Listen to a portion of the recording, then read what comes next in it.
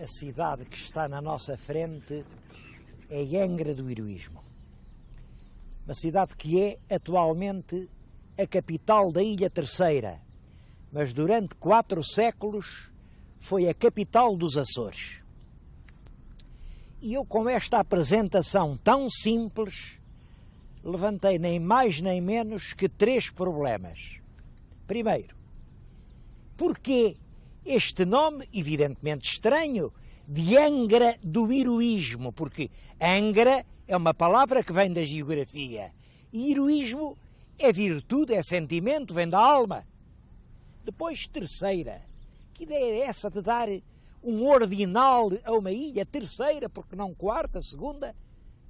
E finalmente Açores, porque se chamou Açores a um arquipélago onde essa espécie de aves não existe. Devo dizer que é muito fácil fazer estas perguntas e é muito menos fácil encontrar-lhes respostas.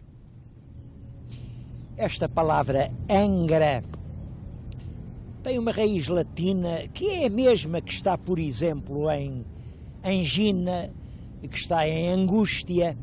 Angina é um aperto no corpo, a angústia é um aperto na alma e a Angra é um aperto no mar. Uma Angra é, portanto, o mar que se estreita e penetra profundamente na terra.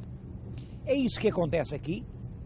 Um braço de mar profundo entra e faz um abrigo natural que naturalmente serve de amparo às embarcações.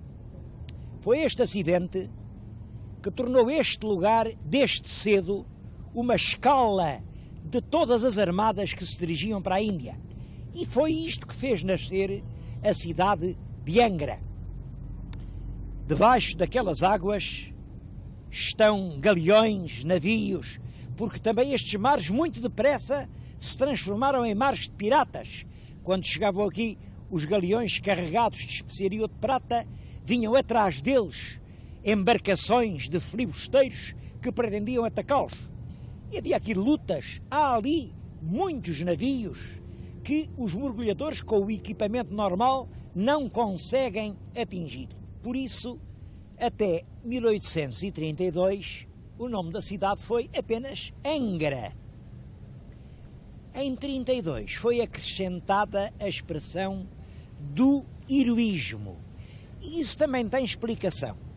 É que, na verdade, Angra teve um papel extremamente importante num triunfo da causa liberal. Se não fosse a valentia dos angrenses e dos imigrados liberais que aqui se foram concentrando, a expedição comandada por Dom Pedro não teria desembarcado do Mindelo e no ano de 34 o liberalismo não teria triunfado em Portugal. Foi exatamente para recompensar essa fase da história que um decreto da jovem rainha chamou à cidade Angra do Heroísmo. A segunda questão é Ilha Terceira. A explicação que é costume dar, a que todos aprendemos na instrução primária, é de que foi a terceira ilha açoriana que os portugueses descobriram. A primeira foi Santa Maria, a segunda foi São Miguel e a terceira foi esta, que por isso se chama Terceira. Eu devo dizer-lhes que basta estar neste ponto, em que neste momento me encontro, para ver que essa explicação não tem pés nem cabeça. Porque eu aqui de onde estou, avisto perfeitamente 3 ilhas. Estou a ver a terceira, atrás de mim estou a ver São Jorge e para além de São Jorge avista-se o Pico. Portanto, no momento de chegarem aqui, os portugueses teriam descoberto pelo menos 3 ilhas. Mas nós sabemos, logo pelo primeiro documento, de que os portugueses conheciam 7 ilhas. Portanto, há outra explicação. Diz-se que estas foram as terceiras ilhas. Terceiras porque as primeiras foram as Canárias, as segundas foi a Madeira e Porto Santo e as terceiras foi todo este arquipélago açoriano. Bom, e isso já é possível, porque realmente no século XV e ainda no século XVI chamava-se terceiras a todas estas ilhas. Depois o infante Dom Henrique batizou-as e deu a todas elas o nome religioso. E a terceira era a ilha de Nosso Senhor Jesus Cristo. A verdade é que este nome foi posto pelo infante, não conseguiu enraizar. E foi esta a única ilha que continuou a ser terceira como os outros eram. Há uma pura hipótese, eu não estou a afirmar nada, mas isto é uma pura hipótese. Como sabem, quem frequentava as ilhas eram os mercadores. Os mercadores, em regra, eram judeus. E o nome de Nosso Senhor Jesus Cristo não era assim nome que lhes caísse muito bem no ouvido. Por isso, preferiram ir dizendo à maneira antiga a terceira, e ficou terceira. Se assim é, o nome tem esta beleza. Quer dizer, a terceira passada que os portugueses deram a caminho da descoberta do mundo.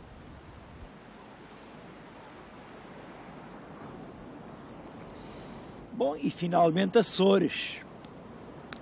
O que é costume dizer, e diz-se desde há muito tempo, é que quando os portugueses chegaram, encontraram nestas ilhas numerosos milhafres e depois confundiram milhafres com Açores e chamaram-lhe as Ilhas dos Açores.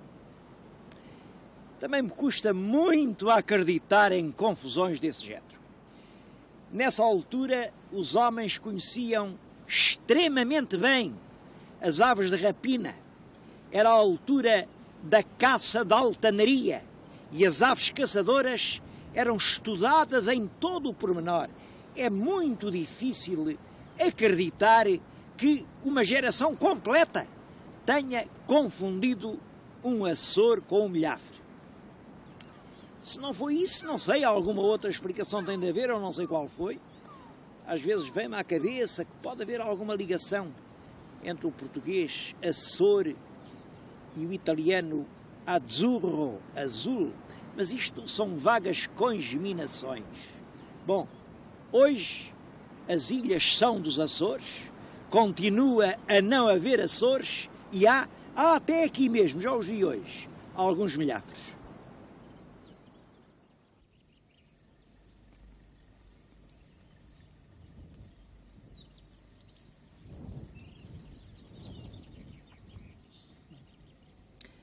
O padre Gaspar Frutuoso, grande escritor açoriano do último quartel do século XVI, conta que quando os primeiros mariantes levaram ao infante Dom Henrique notícias dos Açores, ele fez uma pergunta.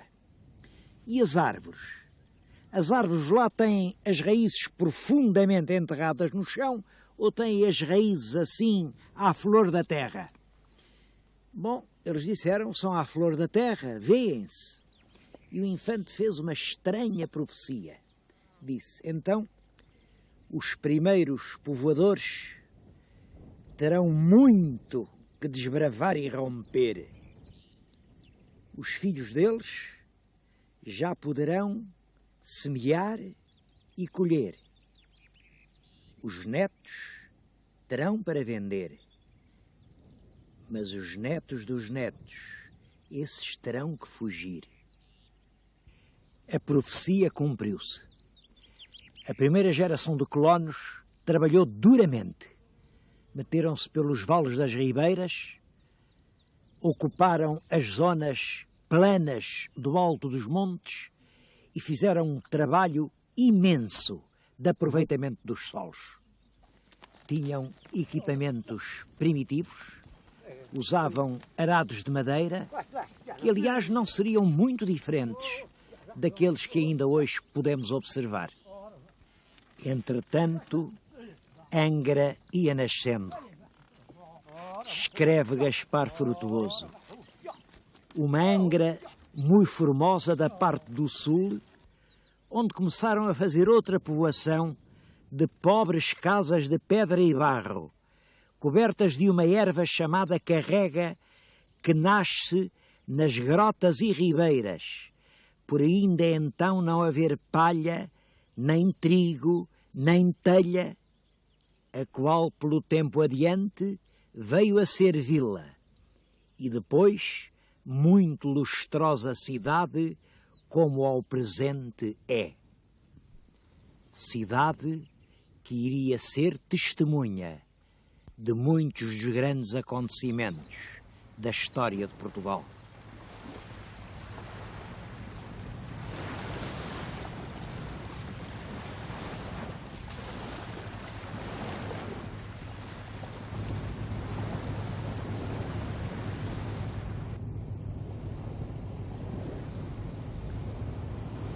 O primeiro grande acontecimento histórico a que Angra assistiu foi nos últimos dias de agosto do ano de 1499.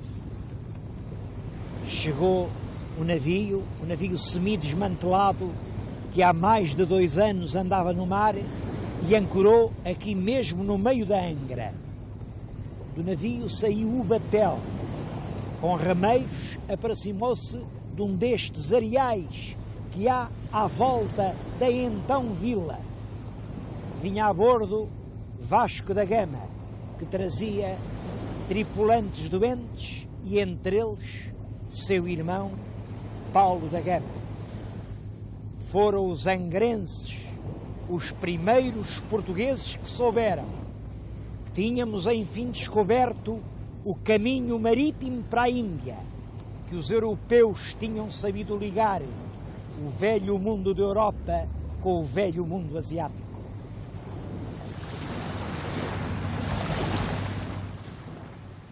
É claro que Vasco da Gama, quando chegou a Angra, sabia perfeitamente que tinha concluído um dos grandes feitos da história do seu tempo. Aliás, não era uma aventura isolada, não era o prémio de uma valentia, de um ato, não. Era o fim de um plano que tinha tido muitas etapas, que tinha sido longamente pensado, amadurecido, tinha tido muitos mártires, muitas navegações anteriores e, sobretudo, que vinha pôr termo a um contencioso que os reis de Portugal tinham com os reis de Castela. Qual era o caminho marítimo para as Índias? Nessa altura estava Colombo na América. Na América, aquele chamava Índia. As Índias Ocidentais. O problema era este. Pois aqui é Portugal, aqui é a Índia. E aqui ficam as Antilhas. O problema era saber se, para chegar às Índias das especiarias, das sedas, das pedrarias, se devia navegar para o Ocidente, se pelo contrário se podia navegar para o Oriente. A navegação para o Oriente era dificultada pela interposição da grande massa do continente africano. Era, portanto, a questão de saber se pelo sul da África havia um caminho para a Índia. Vasco da Gama regressou com a resposta afirmativa. A prova era que ele tinha lá chegado. Uma coisa curiosa, nunca ninguém se lembrou de relacionar isto com aquele ato que é muito comentado do rei Fernando. Como sabem, em 1499, Colombo foi demitido de todos os seus lugares. Por que fez isso o rei Fernando? Uns dizem que foi ingratidão, que eram maus sentimentos. Outros falam de intrigas. O que ninguém relaciona é esse facto com o de que, exatamente na mesma altura, chegou aqui a Angra Vasco da Gama com a prova de que era a tese portuguesa que estava certa. E se Vasco da Gama vinha da Índia, é claro que Colombo não era o almirante das Índias. Estava em qualquer outra parte do mundo. Estava, sim, no Novo Mundo. Mas não era o Novo Mundo o que os portugueses e os castelhanos buscavam. Era a velha Índia, o tesouro comercial da especiaria. Mas eu queria era acentuar isto. Sabendo perfeitamente Vasco da Gama a importância extraordinária do seu feito, considerou mais importante vir aqui a Angra, gastar alguns dias para ver se salvava os moribundos que vinham no navio, entre eles seu irmão Paulo. Ele desistiu de ser o primeiro a levar a notícia a Lisboa, de receber as alvíceras que certamente ele daria, porque acima de tudo para ele estava a saúde de seu irmão. Saúde que realmente ele não salvou, porque Paulo da Gama morreu aqui em Angra logo no dia seguinte. Mas Vasco da Gama tornou verdadeira aquela palavra da Escritura: quem disser que ama a Deus, mas não amar a seu irmão, é um mentiroso.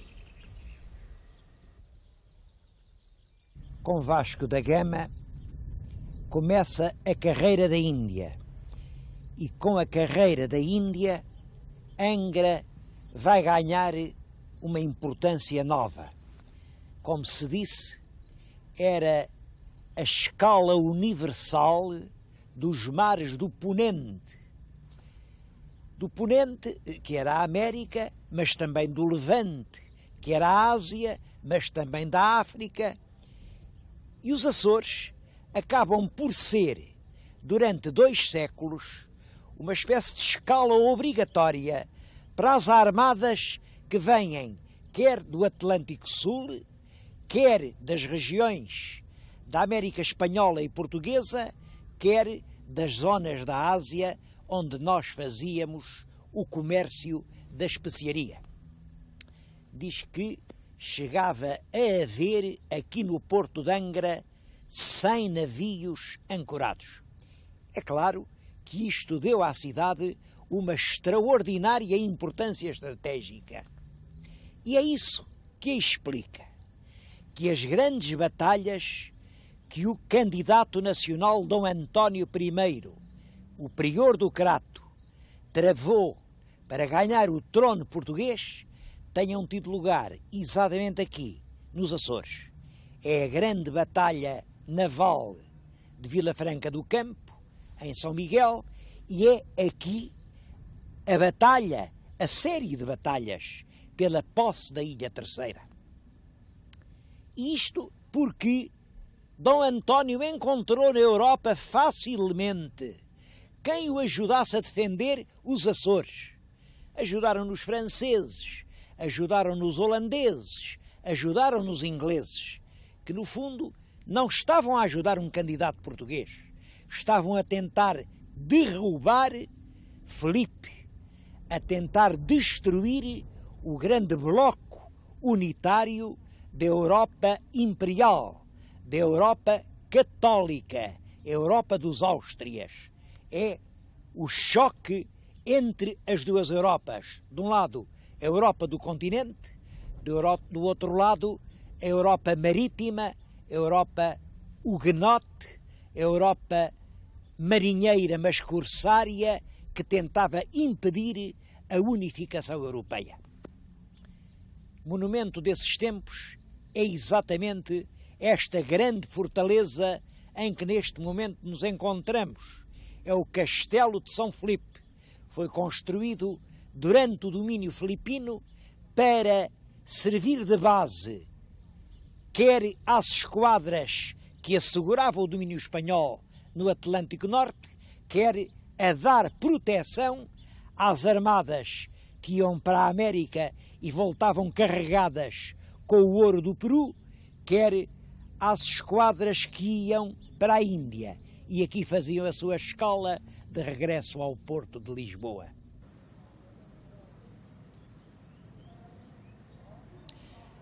O século XVIII é o século de Pombal, e Pombal quer dizer centralização. Nenhum lugar é melhor para falar da centralização pombalina que este em que nos encontramos. Era o antigo pátio do Colégio dos Jesuítas. Como sabem, Pombal encerrou todos os colégios jesuítas e, em geral, aproveitou os edifícios. Neste caso, transformou o velho palácio no Paço dos Capitães Generais, um cargo que ele criou.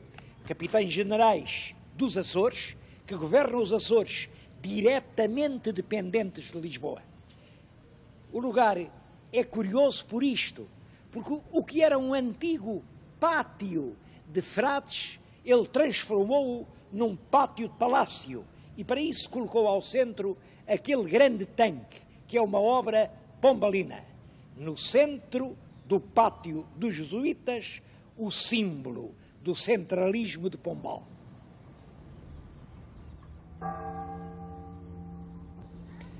A Ilha Terceira voltou a ter um papel decisivo na história portuguesa no século XIX. Como sabem, tinha vindo a Revolução Liberal, mas tinha vindo a Contra-Revolução. Depois o Dom Pedro outorgou a carta que todo o país jurou. Mas Dom Miguel faz a usurpação, restaura o absolutismo antigo, o que também todo o país aceitou, com uma exceção. Angra e a Terceira permaneceram fiéis ao juramento à carta.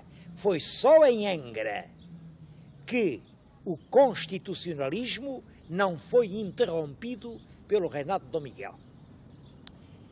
É claro que isso custou aos angrenses imensos sacrifícios.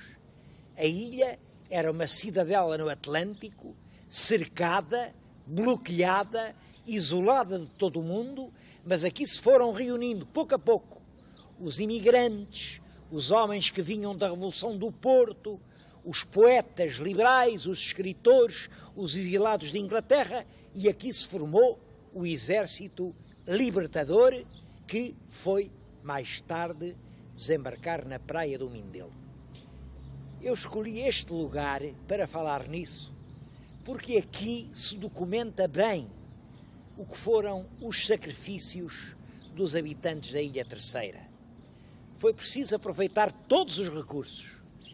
Entre outras coisas, foi preciso cunhar moeda. E é claro, para fazer moeda é preciso metal. Não havia outro metal que não fossem os sinos das igrejas. E então a Junta Governativa mandou apear todos os sinos de todas as igrejas da Terceira. Eles foram conduzidos às casas da moeda, fundidos e transformados em moedas como esta. É uma moeda de 80 reais e diz aqui que é cunhada em 1829.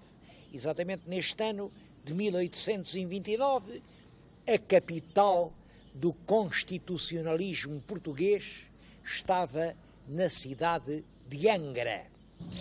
Esta é a matriz da Praia da Vitória. E os sinos que estão junto de mim foram apeados na altura do terremoto de 1980. Os sinos também têm uma data.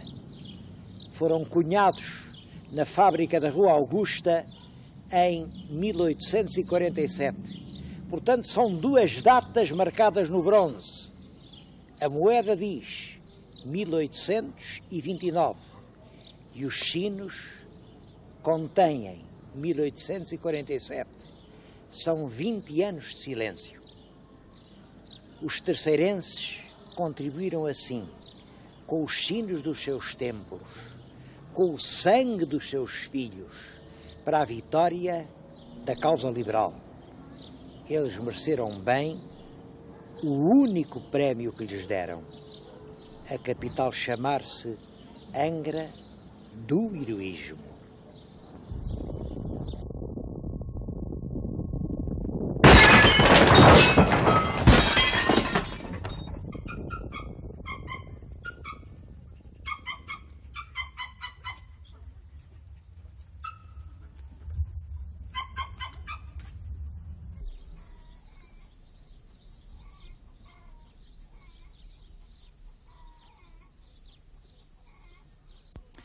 Os Açores são ilhas de origem vulcânica e esse fogo que ferve nas entranhas da terra ainda não está extinto. São muito frequentes os sismos, de quando em quando há grandes catástrofes, e uma das mais graves de todas foi a do dia 1 de janeiro de 1980. Era dia de Ano Novo, toda a gente estava em festa. Aqui dentro desta casa, o dono da casa tinha convidado 3 amigos e jogavam alegremente as cartas. Jogavam alegremente quando começaram a ouvir sombrios rumores. As paredes abalaram, as vigas do teto começaram a ceder. Todos ainda tiveram tempo de fugir, exceto o dono da casa, que foi colhido pela derrocada e levado depois de rojo lá para fora. O que aconteceu aqui, aconteceu por toda a ilha.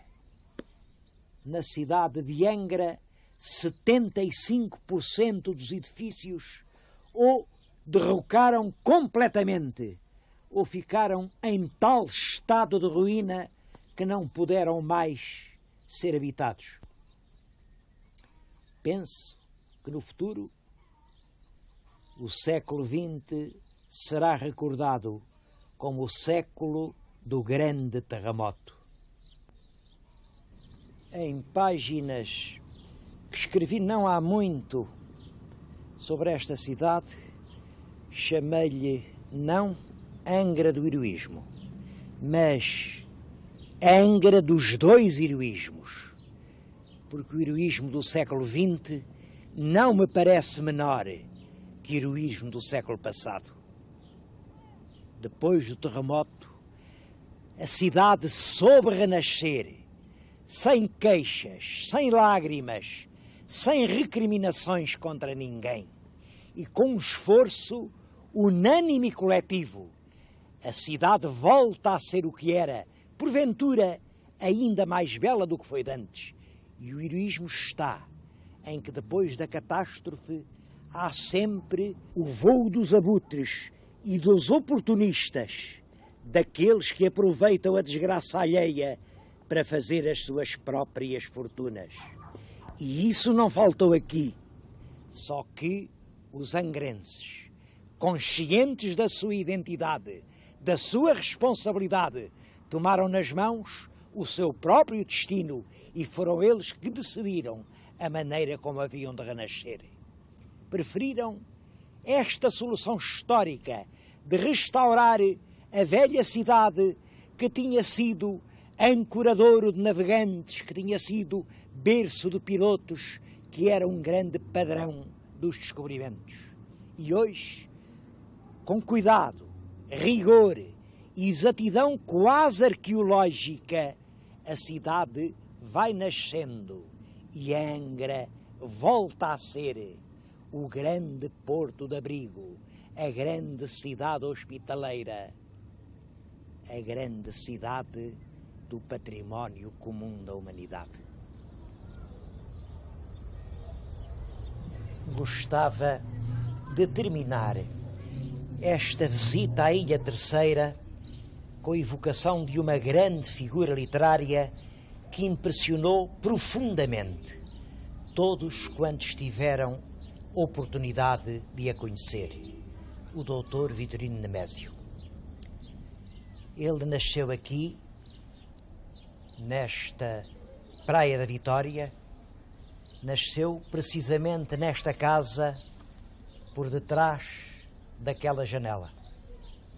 Era, portanto, esta a minha casa.